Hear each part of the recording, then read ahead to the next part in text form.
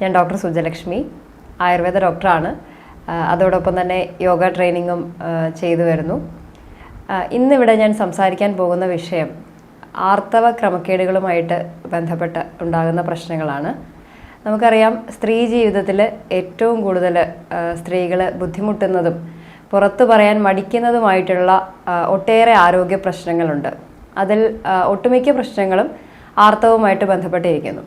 അപ്പോൾ ഒരു സ്ത്രീ, ഒരു ചെറിയ പെൺകുട്ടി വളർന്ന് ഒരു സ്ത്രീത്വത്തിലേക്ക് എത്തുന്നതിൻ്റെ ഭാഗമായിട്ട് ആ സ്ത്രീ ശരീരത്തിലും അതുപോലെ തന്നെ ആ സ്ത്രീയുടെ മാനസിക വ്യാപാരങ്ങളിലും ഒക്കെ ഒട്ടേറെ മാറ്റങ്ങൾ വന്ന് ചേരുന്നുണ്ട്.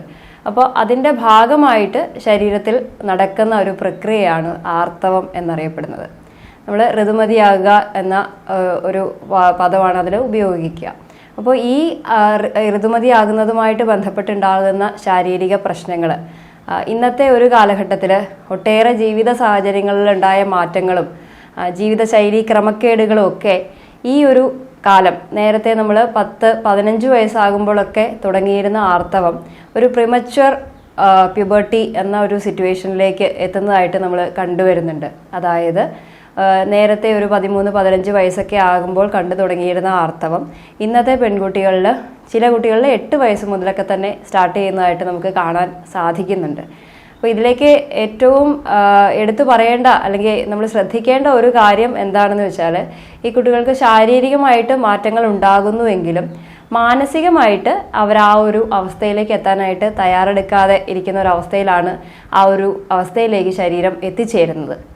അപ്പോൾ ആ സമയത്ത് നമ്മൾ മാതാപിതാക്കളായിക്കോട്ടെ, അല്ലെങ്കിൽ അവരുടെ സ്കൂൾ സാഹചര്യങ്ങൾ, ടീച്ചേഴ്സ് ആയിക്കോട്ടെ, കൂട്ടുകാരായിക്കോട്ടെ, അപ്പോൾ എല്ലാ വശത്തു നിന്നും അല്ലെങ്കിൽ എല്ലായിടത്തു നിന്നും അവർക്ക് വളരെയധികം മാനസിക പിന്തുണ കിട്ടിയെങ്കിൽ മാത്രമേ ആ ഒരു ഘട്ടത്തെ തരണം ചെയ്യാനായിട്ട് പെൺകുട്ടികൾക്ക് സാധിക്കുകയുള്ളൂ.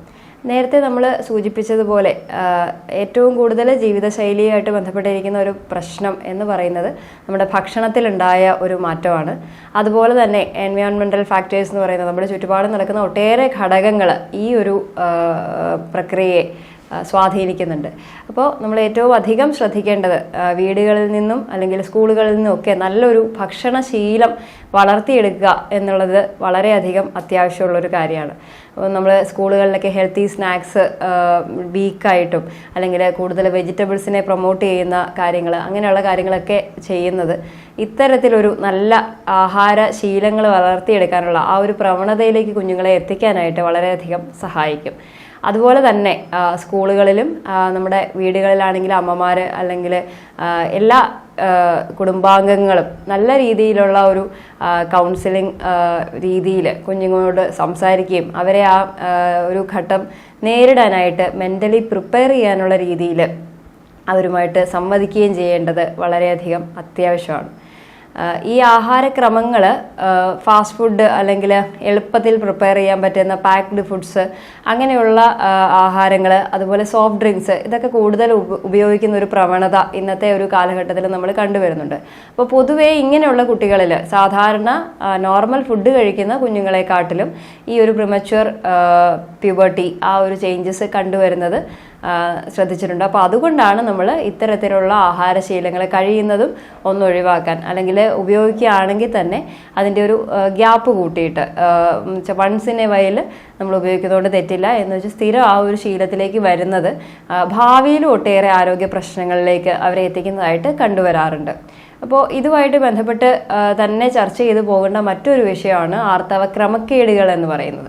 അപ്പോൾ സാധാരണഗതിയിൽ അമ്മമാർ പെൺകുട്ടികളുമായിട്ട് വരുമ്പോൾ ഏറ്റവും അധികം ചോദിക്കുന്ന ഒരു ചോദ്യമാണ് സാധാരണ തുടക്കത്തിലെ, ഇപ്പോൾ ആർത്തവം ആരംഭിച്ചിട്ട് അടുത്ത ഒരു 2-3 വർഷത്തിനിടയ്ക്ക് ഇത് കൃത്യമായിട്ട് വന്നില്ലെങ്കിൽ പ്രശ്നങ്ങളുണ്ടോ, അതുപോലെ ചില കുട്ടികൾക്ക് വളരെയധികം വയറുവേദന, നടുവേദന, അല്ലെങ്കിൽ മലബന്ധം, ഇങ്ങനെയുള്ള ഒട്ടേറെ പ്രശ്നങ്ങൾ, ചിലർക്ക് വയറിളക്കം, അപ്പോൾ അതുപോലുള്ള ഒട്ടേറെ പ്രശ്നങ്ങൾ കാരണം ഇവർക്ക് ഡെയിലി സ്കൂളിൽ പോകാൻ പോലും, അല്ലെങ്കിൽ സ്ത്രീകളാണെങ്കിൽ അല്ലെങ്കിൽ കോളേജിലെ കുട്ടികളൊക്കെ ആണെങ്കിൽ അവരുടെ ഡെയിലി ആക്ടിവിറ്റീസ് പോലും ചെയ്യാൻ പറ്റാത്ത രീതിയിലേക്ക് ഇത്തരം പ്രശ്നങ്ങൾ അവരെ ബുദ്ധിമുട്ടിക്കുന്നതായിട്ട് കണ്ടുവരുന്നുണ്ട്. അപ്പോൾ ഇതിലേക്ക് നമ്മൾ ശ്രദ്ധിക്കേണ്ട ഒട്ടനവധി കാര്യങ്ങളുണ്ട്. നേരത്തെ നമ്മൾ ഭക്ഷണശീലത്തിൻ്റെ കാര്യം പറഞ്ഞു. അതേ രീതിയിൽ തന്നെ ഒരുപാട് ക്രമീകരണങ്ങൾ നമ്മളുടെ ജീവിതത്തിൽ വരുത്തി കഴിഞ്ഞാൽ നമുക്ക് ഇത്തരം പ്രശ്നങ്ങളെ ഒരു പരിധി വരെ അകറ്റി നിർത്താനായിട്ട് സാധിക്കും. അതിൽ ഏറ്റവും ശ്രദ്ധിക്കപ്പെടേണ്ട ഒരു വിഷയം എന്ന് പറയുന്നത് നമ്മുടെ ആയുർവേദ ശാസ്ത്രപ്രകാരം ഏകദേശം 12 വയസ്സ് മുതൽ 50 വയസ്സ് വരെയുള്ള ഒരു കാലഘട്ടമാണ് ഒരു സ്ത്രീയുടെ റിപ്രൊഡക്റ്റീവ് ഏജ് എന്ന് കണക്കാക്കപ്പെട്ടിരിക്കുന്നത്. ഇത് തന്നെ ഓരോ സ്ത്രീയിലും വ്യത്യാസപ്പെട്ടിരിക്കും. അപ്പോൾ ചില ആൾക്കാരിൽ അത് ഒരു 12 വയസ്സിൽ തുടങ്ങാം, ചിലർക്ക് 15 വയസ്സിലായിരിക്കും. അപ്പോൾ ഓരോരുത്തരിലും അവരുടെ ശരീരഘടന, പാരമ്പര്യ ഘടകങ്ങൾ ഇതൊക്കെ അനുസരിച്ചിട്ട് ഈ വയസ്സിൽ വ്യത്യാസങ്ങൾ ഉണ്ടായിരിക്കും. അപ്പോൾ എപ്പോഴും അമ്മമാർക്ക് ആശങ്കകൾ ഉണ്ടാക്കുന്ന ഒരു പ്രശ്നമാണ് സ്വന്തം കുട്ടി മറ്റു കുട്ടികൾക്കൊക്കെ മെച്യൂർ ആയി അല്ലെങ്കിൽ മെനാർക്കെ അഥവാ ആദ്യ ആർത്തവം ആരംഭിച്ചു, എൻ്റെ കുട്ടിക്ക് ഇതുവരെ ആരംഭിച്ചിട്ടില്ല. അപ്പം അങ്ങനെയുള്ള ഒരുപാട് കൺസേൺസ് ഉണ്ടാവും. അതുപോലെ അടുത്ത ഒരു 2 വർഷത്തേക്ക് കൃത്യമായിട്ട് ഈ ആർത്തവം വരാത്തതിലുള്ള ആശങ്കകൾ, അങ്ങനെയുള്ള കാര്യങ്ങളൊക്കെ അമ്മമാർ പങ്കുവെക്കാറുണ്ട്. അപ്പം ഇതൊക്കെ തന്നെ ഓരോ വ്യക്തിയിലും വളരെ വ്യത്യസ്തമായിട്ടിരിക്കുന്ന ഘടകങ്ങളാണ്. അല്ലെങ്കിൽ ഓരോ പെൺകുട്ടിക്കും ഇത്തരം അവസ്ഥകൾ, അത് എത്ര ബ്ലീഡിങ് ഡേയ്സ് ഉണ്ടെന്നുള്ളത്, അല്ലെങ്കിൽ എത്ര ദിവസം കൂടുമ്പോഴാണ് അവരുടെ ചക്രം, ആർത്തവ ചക്രം റിപ്പീറ്റ് ചെയ്യപ്പെടുന്നത്, ഇതൊക്കെ വളരെ ഓരോരുത്തരിലും വ്യത്യാസപ്പെട്ടിരിക്കുന്ന കാര്യങ്ങളാണ്. നേരത്തെ നമ്മൾ സൂചിപ്പിച്ച പ്രകാരം ഈ ആദ്യ ആർത്തവം ആരംഭിച്ചതിന് ശേഷം ഒരു 2-3 വർഷം എടുക്കും നമുക്ക് ഒരു കൃത്യമായ ഒരു പാറ്റേൺ ഡെവലപ്പ് ചെയ്ത് വരാനായിട്ട്. പാറ്റേൺ എന്ന് പറഞ്ഞു കഴിഞ്ഞാൽ ചില ആൾക്കാരിൽ 28 ഡേയ്സ് സൈക്കിൾ ആയിരിക്കും, ചില ആൾക്കാരിൽ ഇത് 30 ഡേയ്സ് സൈക്കിൾ ആയിരിക്കും, ചിലർക്ക് 35 ഡേയ്സ് സൈക്കിൾ ആയിരിക്കും. അപ്പോൾ ഈ ഒരു സൈക്കിൾ എന്ന് പറഞ്ഞാൽ നമ്മളറിയാം ഒരു ആർത്തവ ചക്രം. ആ ഒരു ആർത്തവ ചക്രം ഓരോ വ്യക്തിയിലും രൂപപ്പെട്ട് വരാനായിട്ട് ഒരു 2-3 വർഷത്തോളം സമയം എടുക്കാറുണ്ട്. അപ്പോൾ അതിനിടയ്ക്ക് ചിലപ്പോൾ 2 മാസം കൂടുമ്പോൾ, ചിലപ്പോൾ 3 മാസം കൂടുമ്പോഴായിരിക്കും ആർത്തവം ഉണ്ടാവുക. ചില ആൾക്കാരിൽ ഒരു ഡിസ്ഫങ്ഷണൽ യൂട്രൈൻ ബ്ലീഡിങ് എന്ന് പറയുന്ന ഒരു അവസ്ഥ, അതായത് ഇടയ്ക്കിടയ്ക്ക് ചിലപ്പോൾ മാസത്തിൽ 2 തവണ 3 തവണയൊക്കെ ഈ ബ്ലീഡിങ് ഉണ്ടാവുക, അങ്ങനെയുള്ള ബുദ്ധിമുട്ടുകളൊക്കെ കണ്ടുവരാറുണ്ട്. അപ്പോൾ ഇത്തരം പ്രശ്നങ്ങളെയൊക്കെ തരണം ചെയ്യുന്നതിന് നമുക്ക് കുറേയധികം മാർഗങ്ങൾ നമ്മളുടെ നാട്ടു രീതികളിൽ അല്ലെങ്കിൽ ഒരു വൈദ്യശാസ്ത്ര നിർദ്ദേശപ്രകാരം നമുക്ക് ഒട്ടേറെ കാര്യങ്ങൾ അവലംബിച്ചു പോകാവുന്നതാണ്. ഏറ്റവും അധികം ഈ ആർത്തവ ക്രമക്കേടുകളെ നമുക്ക് തരണം ചെയ്യാനായിട്ട് സഹായിക്കുന്ന ഒരു ഭക്ഷണ വിഭവമാണ് എള്ള്, കറുത്ത എള്ള്. അപ്പോൾ പണ്ട് കാലങ്ങളിൽ നമുക്ക് നമ്മുടെ മുത്തശ്ശി വൈദ്യത്തിലൊക്കെ നമുക്ക് ഈ എള്ള് കഷായം വെച്ച് കഴിക്കുന്ന ഒരു പാരമ്പര്യം ഉണ്ടായിരുന്നു. ഋതുമതിയായിരിക്കുന്ന പെൺകുട്ടികൾക്ക് നല്ലെണ്ണ കൊടുക്കുന്ന ഒരു സമ്പ്രദായം ഉണ്ടായിരുന്നു. അപ്പോൾ ഇത്തരത്തിൽ എള്ളിൻ്റെ ഉപയോഗം ഈ ഒരു ആർത്തവ ചക്രത്തെ ക്രമപ്പെടുത്തുന്നതിനും ഒരു സ്ത്രീ ഹോർമോൺസിൻ്റെ ലെവലിനെയൊക്കെ ഒന്ന് കറക്റ്റ് ചെയ്യുന്നതിനൊക്കെ സഹായിക്കുന്ന ഒരു ഘടകമാണ്. അതേ രീതിയിൽ തന്നെ നമുക്ക് നമ്മളുടെ ദഹന ശക്തി അനുസരിച്ചിട്ട് ഭക്ഷണം കഴിക്കുക എന്നുള്ളത് വളരെയധികം ഇമ്പോർട്ടൻ്റ് ആണ്. അതുപോലെ സമയം അനുസരിച്ച്, അതായത് നമുക്ക് തോന്നിയ സമയത്ത് ഫുഡ് കഴിക്കുക എന്നുള്ള ആ ഒരു ശീലം ഇന്നത്തെ കുട്ടികൾക്ക്, അത് ആൺകുട്ടികളായിക്കോട്ടെ പെൺകുട്ടികളായിക്കോട്ടെ, അങ്ങനെ ഒരു ശീലം കണ്ടുവരാറുണ്ട്. അപ്പോൾ അത് നമ്മൾ തീർച്ചയായിട്ടും ഒഴിവാക്കുക. ഒരു ടൈംലി ഫുഡ് ഹാബിറ്റ് മെയിൻറ്റെയിൻ ചെയ്യാനായിട്ട് നമ്മൾ കുട്ടികളെ പ്രേരിപ്പിക്കേണ്ടത് വളരെയധികം അത്യാവശ്യമാണ്. പ്രത്യേകിച്ച് ഈ സ്കൂൾ ഗോയിങ് ആയിട്ടുള്ള കുട്ടികളിൽ കണ്ടുവരുന്ന ഏറ്റവും വലിയൊരു പ്രശ്നമാണ് അവർ ബ്രേക്ക്ഫാസ്റ്റ് സ്കിപ്പ് ചെയ്യുക എന്നുള്ളത്. അപ്പോൾ ഇത്തരം കുട്ടികൾക്ക് ഉണ്ടാകുന്ന അനുബന്ധ പ്രശ്നങ്ങൾ വീണ്ടും ആർത്തവ ക്രമക്കേടുകളിലേക്ക് എത്തിക്കാറുണ്ട്. ഇപ്പോൾ ബ്രേക്ക്ഫാസ്റ്റ് സ്കിപ്പ് ചെയ്യുക എന്ന് പറയുമ്പോൾ മിക്കവാറും രാവിലെ ഒന്നെങ്കിൽ ഒരു ഗ്ലാസ് പാൽ അല്ലെങ്കിൽ ഒരു ഗ്ലാസ് ചായ കുടിച്ചിട്ട് മാത്രമായിരിക്കും ഇവർ സ്കൂളുകളിലേക്ക് എത്തുക. അപ്പോൾ അത്രയും സമയം ഒരു ദിവസത്തേക്ക് വേണ്ട ഊർജം മുഴുവനും പ്രദാനം ചെയ്യുന്ന രീതിയിലായിരിക്കണം ഒരു വ്യക്തിയുടെ, അത് കുട്ടികളായാലും മുതിർന്നവരായാലും, ഏറ്റവും റിച്ച് ആയിട്ടുള്ള ഒരു ഭക്ഷണമായിരിക്കണം നമ്മുടെ ബ്രേക്ക്ഫാസ്റ്റിൽ ഉൾപ്പെടുത്തേണ്ടത്. അപ്പോൾ അത് സ്കിപ്പ് ചെയ്യുന്നത് മൂലം ആ ഒരു ദിവസത്തേക്കുള്ള അവരുടെ എനർജി അവർക്ക് വേണ്ട രീതിയിൽ ലഭ്യമാകാതെ വരുന്നു. അപ്പോൾ നമുക്ക് കാണാം സ്കൂളുകളിലൊക്കെ സ്ഥിരം കാഴ്ചയാണ് നമ്മൾ മോർണിംഗ് അസംബ്ലിയിലൊക്കെ കുട്ടികളെ തലകറങ്ങി വീഴുന്ന പോലുള്ള പ്രശ്നങ്ങൾ. അപ്പോൾ ഇത്തരം കുട്ടികളിൽ തന്നെ ഈ ഒരു സ്കിപ്പിംഗ് പ്രവണത ഉള്ളതുകൊണ്ട് തന്നെ അവർ വളരെ പിക്കി ആയിട്ടായിരിക്കും ഭക്ഷണങ്ങൾ തിരഞ്ഞെടുക്കുക. ഇത് ഒരു ഗ്രാജ്വലി, അതായത് കാലക്രമേണ ഇത് നല്ല രീതിയിലുള്ളൊരു മാൽന്യൂട്രീഷൻ അല്ലെങ്കിൽ ഒരു പോഷകക്കുറവിലേക്ക് എത്തിക്കാനുള്ള സാഹചര്യം വളരെയധികം കൂടുതലാണ്. അപ്പോൾ ഇത്തരം കുട്ടികളിൽ ഏറ്റവും കൂടുതൽ കണ്ടുവരുന്ന ഒരു പ്രശ്നമാണ് വിളർച്ച. അപ്പോൾ ഈ വിളർച്ചയുള്ള കുട്ടികളിൽ നമുക്കറിയാം, വിളർച്ച നമ്മുടെ രക്തക്കുറവ് എന്ന് പറയുന്ന അവസ്ഥ അല്ലെങ്കിൽ ശരീരത്തിൽ ഹീമോഗ്ലോബിൻ്റെ അളവ് കുറയുന്ന ഒരു അവസ്ഥയാണ് അല്ലേ. അപ്പോൾ ഈ ഒരു വിളർച്ച വന്നു കഴിയുമ്പോൾ നമ്മളുടെ പഠിത്തത്തെ ആയിക്കോട്ടെ, ഒരുപാട് ശാരീരികവും മാനസികവുമായിട്ടുള്ള ഒട്ടേറെ പ്രശ്നങ്ങൾ നമ്മൾ വിളർച്ച ഉണ്ടാക്കുന്നുണ്ട്. ഇത് നമ്മളുടെ ഹോർമോൺ വ്യവസ്ഥയെ ബാധിക്കാം, അതുപോലെ തന്നെ ആർത്തവ ക്രമക്കേടുകളെയും ബാധിക്കാം. അപ്പോൾ അതുകൊണ്ട് തന്നെ ശരിയായ ഒരു ഭക്ഷണക്രമം, ബാലൻസ്ഡ് ആയിട്ടുള്ള ഒരു ഡയറ്റ് ഈ ഒരു കാലഘട്ടത്തിൽ, പ്രത്യേകിച്ച് കൗമാര കാലഘട്ടത്തിൽ അവർക്ക് നമ്മൾ സെലക്ട് ചെയ്ത് കൊടുക്കേണ്ടത്, അല്ലെങ്കിൽ അങ്ങനെ ഒരു ഭക്ഷണക്രമത്തിലേക്ക് അവരെ എത്തിക്കേണ്ടത് വളരെയധികം ആവശ്യമായിട്ടുള്ളൊരു കാര്യമാണ്. അതുപോലെ തന്നെ വളരെ ഇമ്പോർട്ടൻ്റ് ആണ് മെൻസ്ട്രുവൽ ഹൈജീൻ എന്ന് പറയുന്നത്. ഇപ്പോൾ സാധാരണഗതിയിൽ നമ്മൾ വീട്ടിൽ നിന്ന് സ്കൂളിലേക്ക് എത്തിയാൽ തിരിച്ച് വീട്ടിലെത്തുന്നത് വരെ യൂറിൻ പാസ് ചെയ്യാതെ അല്ലെങ്കിൽ യൂറിൻ ഹോൾഡ് ചെയ്യുന്ന ഒരു ശീലം സ്ത്രീകളിൽ, പ്രത്യേകിച്ചും സ്കൂളിൽ പോകുന്ന കുട്ടികളിൽ വളരെയധികം കണ്ടുവരുന്ന ഒരു പ്രശ്നമാണ്. നമ്മൾ തീർച്ചയായിട്ടും ഒഴിവാക്കേണ്ട ഒരു ശീലം കൂടിയാണത്. അപ്പോൾ ഇത്തരത്തിൽ യൂറിൻ ഹോൾഡ് ചെയ്യുന്നത് നമുക്ക് ഡിസ്മെനറിയ അല്ലെങ്കിൽ ആർത്തവ സമയത്തെ അമിതമായിട്ടുള്ള വേദനയ്ക്കുള്ള ഒരു മെയിൻ റീസൺ ആയിട്ട് കണ്ടുവരാറുണ്ട്. നമ്മൾ ആർത്തവ വേദനയായിട്ട് ബന്ധപ്പെട്ട് വരുന്ന ഭൂരിഭാഗം കുട്ടികളിലും ഏകദേശം ഒരു 90% കുട്ടികളും ഇത്തരത്തിലുള്ള ഒരു ശീലം പറയാറുണ്ട്. അപ്പോൾ അതിന് നമ്മൾക്ക് ആയുർവേദവുമായിട്ട് ബന്ധപ്പെട്ട് പറയുകയാണെങ്കിൽ ശാരീരിക വേഗങ്ങൾ, അത് ഛർദി, തുമ്മൽ, മൂത്രമല വേഗങ്ങൾ ഏതും ആയിക്കോട്ടെ, ആ ശാരീരിക വേഗങ്ങളെ തടഞ്ഞു വെക്കുന്നത് നമുക്ക് മറ്റ് പല ആരോഗ്യ പ്രശ്നങ്ങൾക്കും കാരണമാകുന്നു എന്ന് ആയുർവേദ ശാസ്ത്രം പറയുന്നുണ്ട്. ഇപ്പോൾ നമ്മളുടെ ശരീരത്തിലെ പഞ്ചവായുക്കളിൽ അപാനവായു, അതായത് അധോഗമായിട്ടുള്ള ശരീരത്തിൻ്റെ താഴേക്കുള്ള എല്ലാ ഫങ്ഷൻസിനെയും, അതിൽ റിപ്രൊഡക്റ്റീവ് ഫങ്ഷൻസ് ഉൾപ്പെടെയുള്ള എല്ലാ ഫങ്ഷൻസിനെയും നിയന്ത്രിക്കുന്നത് അപാനവായു ആണെന്നാണ് നമ്മുടെ ആയുർവേദ ശാസ്ത്രം പറയുന്നത്. അപ്പോൾ ഇത്തരത്തിലുള്ള ഒരു ഹോൾഡിംഗ് അല്ലെങ്കിൽ ഈ വേഗധാരണം ഈ അപാനവായുവിൻ്റെ ഒരു കോപത്തെ ഉണ്ടാക്കുന്നു എന്ന് ശാസ്ത്രം പറയുന്നു. അപ്പോൾ ഈ അപാന വൈഗുണ്യമാണ് പൊതുവെ എല്ലാ ആർത്തവ പ്രശ്നങ്ങൾക്കും, അല്ലെങ്കിൽ ഞാൻ നേരത്തെ പറഞ്ഞു റിപ്രൊഡക്റ്റീവ് ഫങ്ഷൻസുമായിട്ട് ബന്ധപ്പെട്ട എല്ലാ കാര്യങ്ങളും കൃത്യമായിട്ട് നടക്കണമെങ്കിൽ നമുക്ക് ഈ അപാനവായുവിൻ്റെ ഒരു നോർമൽ ഫങ്ഷനിങ് ആവശ്യമാണ്. അപ്പോൾ ഇത്തരത്തിൽ വേഗധാരണം ചെയ്യുക, അല്ലെങ്കിൽ ഒരേ സമയം ഇരുന്ന് ജോലി ചെയ്യുക. പിന്നെ ഇന്നത്തെ കുട്ടികളാണെങ്കിൽ കൂടുതലും അവർക്ക് ഫിസിക്കൽ ആക്ടിവിറ്റീസ് വളരെയധികം കുറവാണ്. അപ്പോൾ അവരോട് നമ്മൾ പറയാറുണ്ട് പെൽവിക്, നമ്മളുടെ അതായത് വയറിന് താഴേക്കുള്ള ഭാഗം പെൽവിക് ഏരിയ എന്ന് പറയും. അപ്പോൾ ആ ഭാഗത്തേക്ക് നല്ല രീതിയിൽ ആയാസം വരുന്ന രീതിയിലുള്ള എക്സസൈസുകൾ, സൈക്ലിങ്, നീന്തൽ, അതുപോലുള്ള എക്സസൈസുകൾ ചെയ്യാൻ പറയാറുണ്ട്. അപ്പോൾ ഇത്തരത്തിലുള്ള കാര്യങ്ങൾ ചെയ്യുക വഴി നമുക്ക് ഈ ഒരു അപാനൻ്റെ ഫങ്ഷൻസ് നോർമലാക്കാനും നോർമൽ ആയിട്ടുള്ള ഒരു റിപ്രൊഡക്റ്റീവ് ഫങ്ഷൻസ് മുൻപോട്ട് കൊണ്ടുപോകാനും സാധിക്കും. ഇത്തരത്തിലുള്ള കുട്ടികളിൽ കോൺസ്റ്റിപ്പേഷൻ അഥവാ മലബന്ധവും വളരെയധികം കണ്ടുവരാറുണ്ട്. അപ്പോൾ ഇത്തരത്തിൽ ഉള്ള പ്രശ്നങ്ങളെയൊക്കെ ഒഴിവാക്കുന്നതിന് നമ്മൾ നേരത്തെ പറഞ്ഞ ഫുഡ് ഹാബിറ്റ്സ് കറക്റ്റ് ചെയ്യുക, അതുപോലെ അവരുടെ വിഹാരങ്ങൾ എന്ന് പറഞ്ഞാൽ നമ്മൾ മറ്റ് ആക്ടിവിറ്റീസ്, അതിൽ യോഗ, അതുപോലെ സൈക്ലിങ്, നീന്തൽ പോലുള്ള ഒരുപാട് കാര്യങ്ങൾ ആക്ടിവിറ്റീസ് ഉൾപ്പെടുത്താനായിട്ട് നമ്മൾ ശ്രദ്ധിക്കുക. അപ്പോൾ ഒരേ സമയം ഇരുന്ന് തന്നെ, പ്രത്യേകിച്ച് സ്കൂളിൽ നിന്ന് വന്നു കഴിഞ്ഞാൽ മൊബൈൽ അല്ലെങ്കിൽ TV അതുപോലുള്ള കാര്യങ്ങളൊക്കെ കൂടുതൽ ഉപയോഗിക്കുന്നത് വഴി ഒരേ പൊസിഷനിൽ ഇരിക്കുന്ന ഒരു പ്രവണതയും കണ്ടുവരാറുണ്ട്. അപ്പോൾ അതും തീർച്ചയായിട്ടും നമ്മൾ ഒഴിവാക്കേണ്ട ഒന്നാണ്. അടുത്തതായിട്ട് ഈ ഒരു വിഷയവുമായിട്ട് ബന്ധപ്പെട്ട് നമ്മൾ പറയേണ്ട ഒരു കാര്യമാണ് മെൻസ്ട്രുവൽ ഹൈജീൻ എന്നുള്ളത്. അപ്പോൾ നേരത്തെ നമ്മൾ സൂചിപ്പിച്ചു കുട്ടികൾക്ക് ടോയ്ലറ്റിൽ പോകാനുള്ളൊരു മടി അല്ലേ.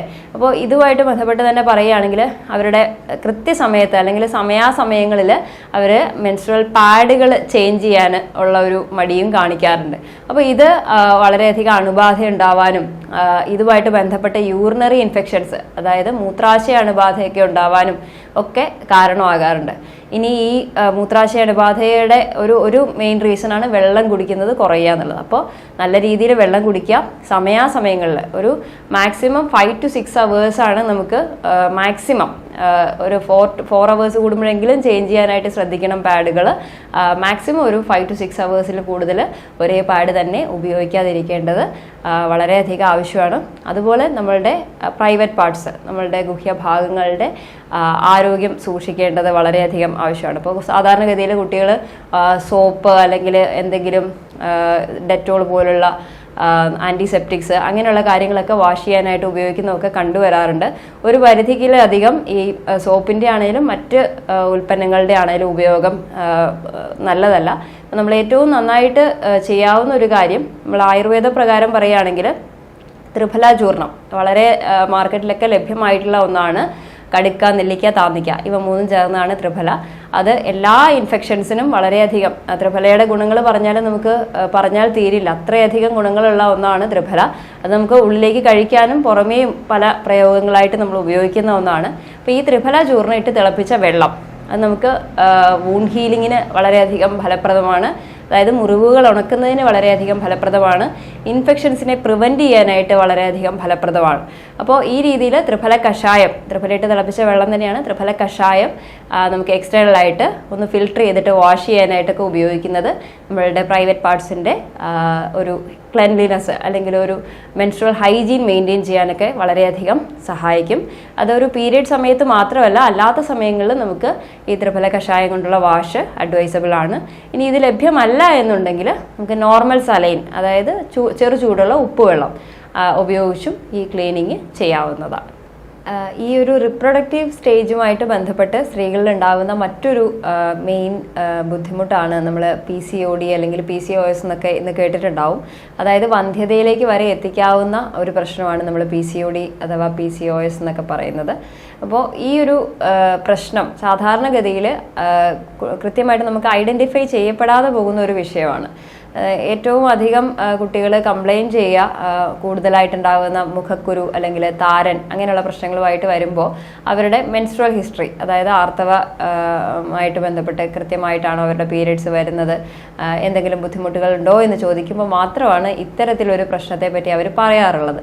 അപ്പോൾ ഈ ആർത്തവ ക്രമക്കേടുകളോടൊപ്പം നമ്മൾ അമിതമായിട്ടുള്ള താരൻ, ചിലരിൽ അമിത രോമ വളർച്ച, അത് തന്നെ പുരുഷന്മാരുടെ സമാനമായിട്ടുള്ള രോമ വളർച്ച, എന്നാൽ നോർമൽ ഹെയർ കൊഴിഞ്ഞു പോകുന്ന ഒരവസ്ഥ, അതുപോലെ ശരീരത്തിലെ കൈമടക്കുകളിൽ ഇടുക്കുകളിലൊക്കെ ഉണ്ടാകുന്ന പാടുകൾ, അങ്ങനെയുള്ള ഒട്ടേറെ പ്രശ്നങ്ങൾ നമ്മൾ ഈ PCOD ആയിട്ട് ബന്ധപ്പെട്ട് കണ്ടുവരാറുണ്ട്. അപ്പോൾ ഒരു പരിധി വരെ നമ്മൾ അത് നേരത്തെ കണ്ടുപിടിക്കേണ്ടത് നമുക്ക് ഭാവിയിൽ ഉണ്ടാകുന്ന ആരോഗ്യ പ്രശ്നങ്ങൾ തടയാനായിട്ട് വളരെയധികം സഹായിക്കും. അപ്പോൾ നമ്മൾ എല്ലാ ഘട്ടങ്ങളും പറഞ്ഞു പോകുന്ന സമയത്ത് നമ്മൾ ആർത്തവത്തിൻ്റെ തുടക്കത്തെ പറ്റി സംസാരിച്ചു, അതുപോലെ ഒരു റിപ്രൊഡക്റ്റീവ് പീരീഡിൽ ഉണ്ടാകുന്ന ബുദ്ധിമുട്ടുകളെ പറ്റി സംസാരിച്ചു. ഇനി നമുക്ക് പറയാനുള്ള ഒരു വിഷയം എന്ന് പറയുന്നത് ഏറ്റവും അധികം അത് ഒരു പ്രായഭേദമന്യേ സ്ത്രീകൾ ബുദ്ധിമുട്ടുന്ന ഒരു വിഷയമാണ് ല്യൂക്കോറിയ അല്ലെങ്കിൽ വൈറ്റ് ഡിസ്ചാർജ്, വെള്ളപ്പോക്ക് എന്നൊക്കെ അറിയപ്പെടുന്നത്. അസ്ഥിസ്രാവം എന്നും ഇതിന് പറയാറുണ്ട്. അപ്പോൾ സാധാരണ നമ്മൾ സ്ത്രീകളുമായിട്ട് ബന്ധപ്പെട്ട കാര്യങ്ങൾ ചർച്ച ചെയ്യുന്ന ക്ലാസ്സുകളിൽ ഏറ്റവും അധികം ഉയർന്നു കേൾക്കുന്ന ഒരു പ്രശ്നം കൂടിയാണ് ഈ ഒരു വൈറ്റ് ഡിസ്ചാർജിൻ്റെ പ്രശ്നം. അപ്പോൾ സാധാരണ കാൽസ്യത്തിൻ്റെ കുറവുള്ള സ്ത്രീകളിൽ അല്ലെങ്കിൽ റെക്കറൻ്റ് ആയിട്ട് എന്തെങ്കിലും ഇൻഫെക്ഷൻസ് വരുന്ന അവസ്ഥയിലാണ് ഈ ഒരു വൈറ്റ് ഡിസ്ചാർജിൻ്റെ പ്രോബ്ലം കൂടുതലായിട്ട് കണ്ടുവരാറുള്ളത്. അപ്പം ഒരു ഇൻഫെക്ഷൻ ഇല്ല എന്നുണ്ടെങ്കിൽ മിക്കവാറും കേസുകളിൽ നമുക്കത് കാൽസ്യം സപ്ലിമെൻറ്റ്സ് കൊടുത്ത് തന്നെ പരിഹരിക്കാവുന്നതേ ഉള്ളൂ. പിന്നീട് ഇൻഫെക്ഷൻസ് വരികയാണെങ്കിൽ നമ്മൾ വീണ്ടും ഈ ത്രിഫല കഷായം പോലുള്ള അല്ലെങ്കിൽ അവഗാഹം പോലുള്ള ചികിത്സകളൊക്കെ ആയുർവേദത്തിൽ ലഭ്യമാണ്. അപ്പോൾ ഉള്ളിലേക്കും കൂടി കയറി ഒരു ക്ലെൻസിങ് നമുക്ക് ലഭ്യമാക്കുക വഴി വളരെയധികം ഈ ഒരു ഇൻഫെക്ഷൻസ് നമുക്ക് മാറ്റിയെടുക്കാനായിട്ട് സാധിക്കാറുണ്ട്. ഇനി അടുത്ത ഒരു പ്രശ്നം എന്ന് പറയുന്നത് നമുക്ക് മെനോപോസുമായിട്ട് ബന്ധപ്പെട്ട് അല്ലെങ്കിൽ ആർത്തവ വിരാമത്തോടനുബന്ധിച്ചിട്ടുണ്ടാവുന്ന പ്രശ്നങ്ങളാണ്. ആർത്തവ വിരാമത്തോടനുബന്ധിച്ചും അതുപോലെ ഒരു മിഡിൽ ഏജ്ഡ് ആയിട്ടുള്ള സ്ത്രീകളിൽ ആർത്തവത്തോട് അടുക്കുമ്പോഴൊക്കെ ഒട്ടേറെ മാനസിക പ്രശ്നങ്ങളും അവരെ ബുദ്ധിമുട്ടിക്കാറുണ്ട്.